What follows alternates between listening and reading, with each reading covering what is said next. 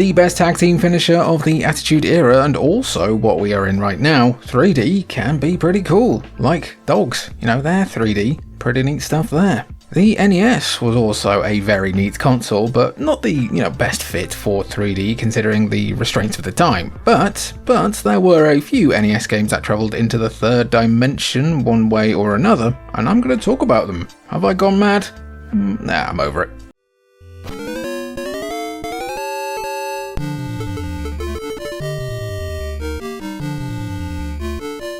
Given the impressive legacy of the series, we wouldn't be surprised if some people thought that Final Fantasy was one of the first RPG franchises ever made. Considering it started in 1987 though, Wizardry Proving Grounds of the Mad Overlord does have it beat, with a release date of 1981 for the Apple II. Funnily enough though, the first Final Fantasy managed to sneak out before the Wizardry NES/Famicom port in Japan, with just 4 days separating the two releases. Given the 6 years between the original game and its NES port, there are some upgrades to the formula that make it worth checking out, chief among them being the actual 3D graphics. Sure, it's mostly cutscenes if you're exploring the maze-like dungeon that look like some old Windows 95 background, but there's 3D here either way. Wizardry lets players create a party of 6 adventurers, all of different races and classes, and even alignments, and descend into a dungeon with the promise of loot and plenty of monsters to murder indiscriminately. The best kind of murder usually. It sounds like a simple enough premise, but the problem with Wizardry is that the game is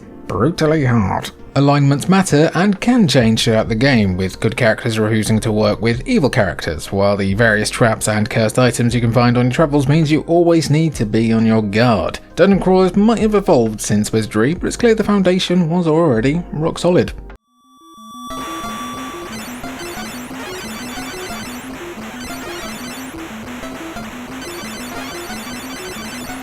Look, just gotta be honest, because it is 40-year-old tech, the amount of truly 3D games on the Nintendo is not very high. What you do have are games that use various techniques like line scrolling that simulate depth as the player progresses forward.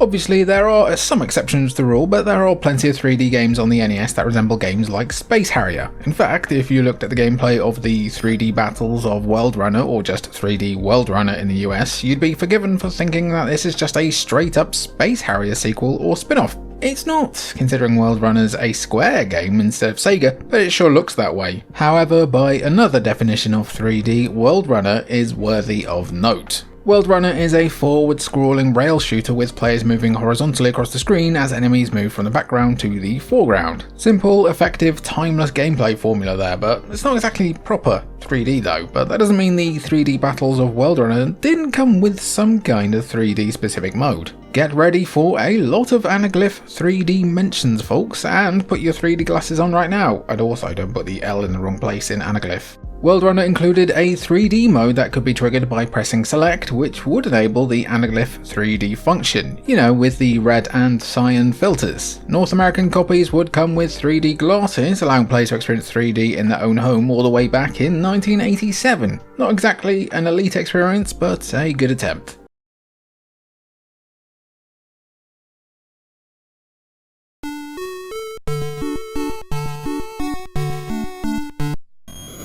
Anyone who's just played Elite Dangerous will possibly be surprised that the 2014 space sim didn't just emerge from the ether and demand its players to spend hundreds of hours hauling space freight across the universe. Well, after 10 hours of trying to get out with a dock, obviously. In fact, the Elite series dates back to 1984 when it was released for the BBC microcomputer, immediately becoming a massive success in the UK. Ports of the game to other platforms were about as inevitable as the sun rising in the morning and us throwing in a sneaky F-Zero mention even though the video doesn't warrant it. But perhaps the most surprising port of them all was the port to the NES in 1991. While it might not be the best version of Elite possible, the fact that it works at all is nothing short of miracle work. One of the first examples of open-ended space exploration in gaming, the reason why Elite's vast scale was able to work was because of the game's revolutionary wireframe graphics. It's very minimalist, but by some level of magic, you can still follow the action on screen. The game opens with you docked on a specific planet with just 100 credits to your name and a puny little ship with which to protect your cargo against the menaces of the universe. Your complete jobs earn a bit of cash either legally or otherwise and upgrade your ship accordingly until you become the most most terrifying, feared or respected pilot in the universe. If nothing else, this is still better space exploration than Starfield. Not hard, mind you.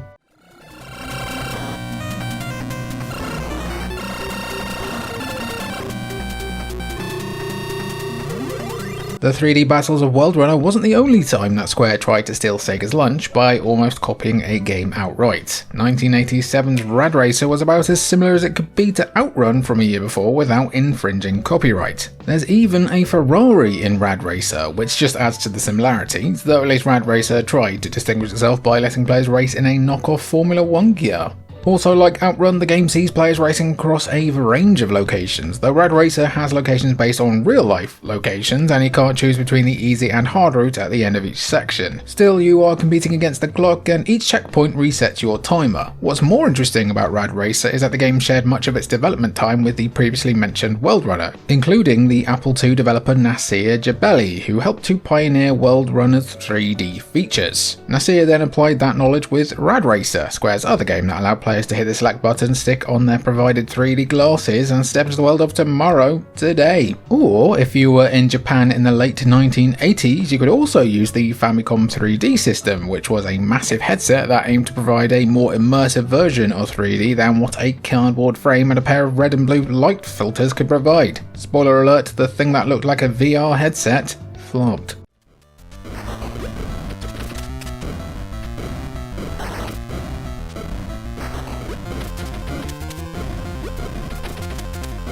Good evening, most esteemed and respectable and handsome viewers, and welcome to the section of this video we're lovingly referring to as isometric is still technically 3D. Shut up. Look, if you're given a camera angle that shows a room or level from an isometric angle and lets players move up, down, left and right, that's a 3D game. It might use 2D sprites, sure, but the isometric angle allows players to truly explore a 3D space, more so than something like Streets of Rage or Final Fight would. Some of you might think that's a bit of a cop-out, but we're too busy enjoying Snake Rattle and Roll to care. Also, we've got our fingers in our ears and are going la la la la la la. If you want to see an example of Rare's brilliance on a Nintendo console years before Donkey Kong Country, Killer Instinct, GoldenEye and others, here you go. With a name that parodies the 1950s song Shake, Rattle and Roll, and with a soundtrack inspired heavily by the songs of that era, Snake, Rattle and Roll is an upbeat yet utterly fiendish platformer that tasks players with navigating levels and collecting nibbly-pibblies, which is almost as fun as it sounds. A nipply jimbly is when I take my shirt off in Asda. In a lot of ways, it looks and feels like a precursor to a game like Sonic 3D Blast, as you're gathering cute creatures in order to open the path to the next level. Like the old game Snake though, the more you collect, the bigger you grow, which means you're more susceptible to taking damage. Throw in a timer to complete the level by, and you've got the makings of a frantic yet thoroughly enjoyable isometric platformer.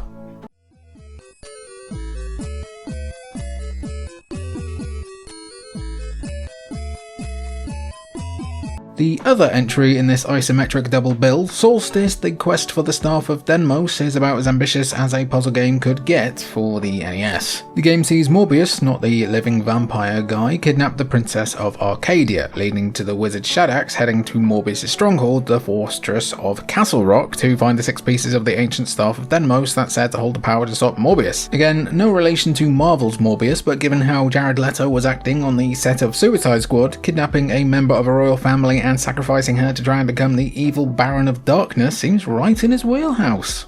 Anyway, Shadax has to explore Castle Rock, all 250 rooms of it, each one complete with their own puzzles, enemies and traps for players to overcome, leading to new paths, rooms and discoveries. The beauty of Solstice's premise and progression is that players can tackle the rooms in a non-linear fashion, so if you're struggling with a certain puzzle, it might be worth coming back to it later while you explore the other side of the fortress. Combine that with plenty of discoverable potions that give new abilities you'll need to solve the various challenges the fortress has in store, and Solstice is a pretty varied yet ambitious and rewarding NES release. Now excuse us for a second as we ponder the orb in 3D.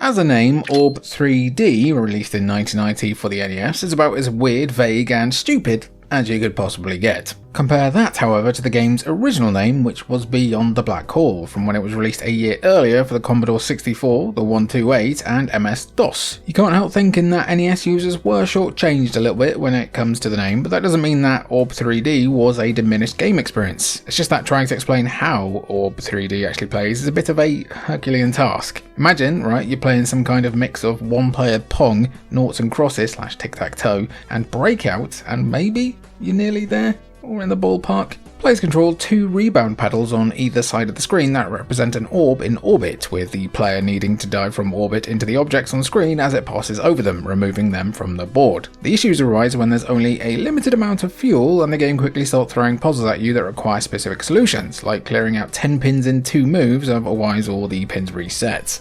Looking at the footage on screen, Orb 3D might not seem like it's a game that uses 3D graphics, but like other games in this episode, it does make use of stereoscopic 3D, meaning those glasses you've been using will come in clutch once again.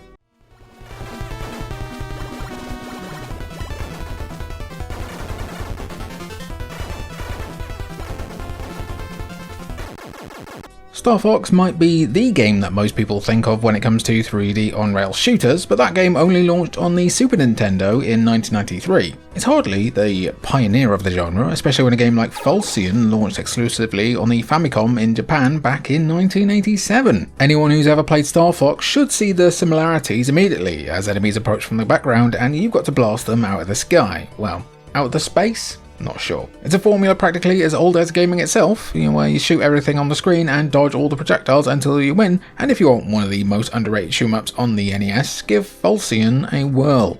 The game's story, like most games in this genre, concerns humanity fighting against an alien race in the hopes of survival, with the titular human ship Falcion being the last remaining in the humans' fleet to land a strike on the heart of the alien forces. Kind of an all-or-nothing situation. Like other games we've mentioned in this episode though, Falcion has a stereoscopic 3D mode by pressing the select button, which works in conjunction with the previously mentioned Famicom 3D system that was exclusive to Japan. Considering there were only 7 games in total that actually supported the Famicom 3D system, including the Japan version of World Runner, Falcion is part of some tight-knit company.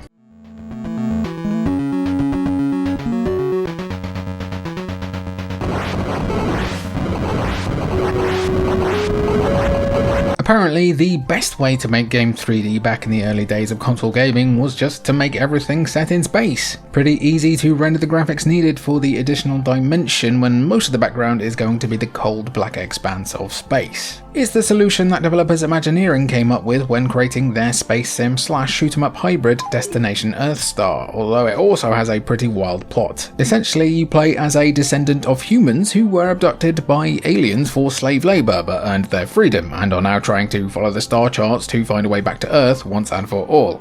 It is a pretty cool premise, admittedly though one wasted on a game in an era where exposition was in the manual or the back of the box only. What's interesting about Destination Earthstar though is the blend of 3D and 2D gameplay. The game starts out with players in the cockpit of a spacecraft, getting a first-person view of the final frontier as they explore a full star system, displayed via a in-game map as a 2D grid, in search of enemies to fight, new weapons to collect, and planets to refuel at. It's a bit rudimentary compared to something like Star Wars Rogue Squadron, but there is some space dogfighting here. After killing the enemies in the star system though, players unlock the enemy base, and travelling there transitions the game into a 2D shoot-em-up. It's like Gradius, only, well, fine I guess. It's not the best game ever made, but it is impressive nonetheless.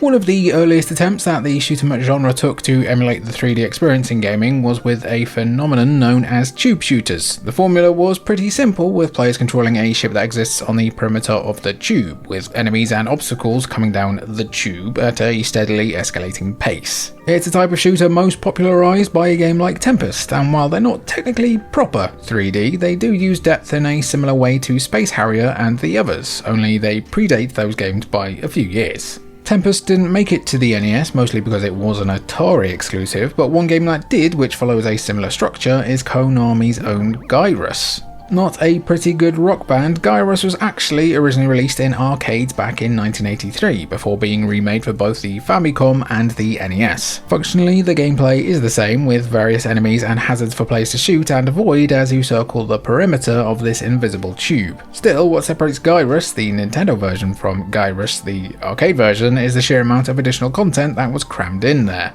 There's 15 extra stages, including a new planet in the form of Pluto, additional enemies and boss fights, and a super attack to help when things get truly hectic. As far as Gyruss goes, the NES version is about as definitive as it could possibly be. They even added a proper ending instead of the arcade endless loop. Speaking of endings, it's time for the outro, gang.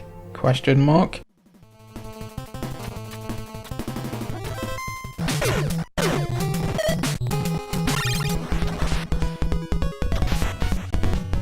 Ha! Got you, it's actually time for the rare bonus entry! Aren't we good to you? Also, you're very tall and handsome.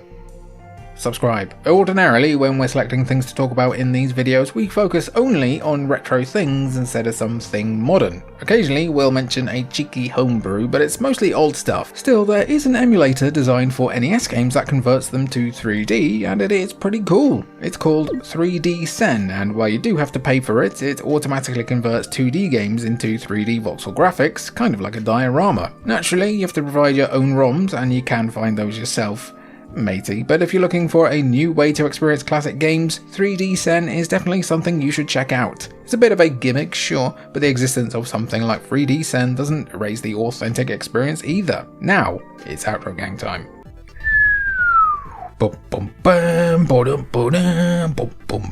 Dudley Boys also had the best tag team music of the Attitude Era. Did you know that one of the lyrics is talking about being disabled? That's interesting, isn't it? Anyway, I've been Jimmy for Cultured Vultures. If you want any more NES stuff, be sure to let me know down in the comments down below. It's been good to have you, and I'll catch you when I catch you.